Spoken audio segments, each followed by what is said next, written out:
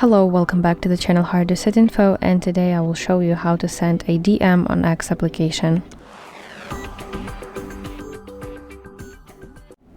So before we start, I need to mention one important thing, that you can only send DMs to people who follow you on X or who have their DMs open to everyone.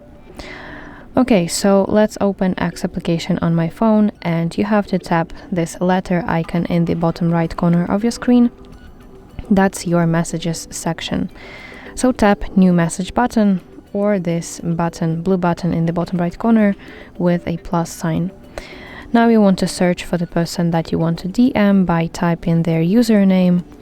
So start typing, and from the list that appears, select specific person that you want to DM, which will redirect you to chat with this person. Type your message in the text box, and finally, when you are ready, hit send button. This is this paper plane icon right here, and now you see that my message is sent to this person. So that's basically it. Thank you for watching, and if you find this video helpful, please like it and subscribe to our channel to see more content like this.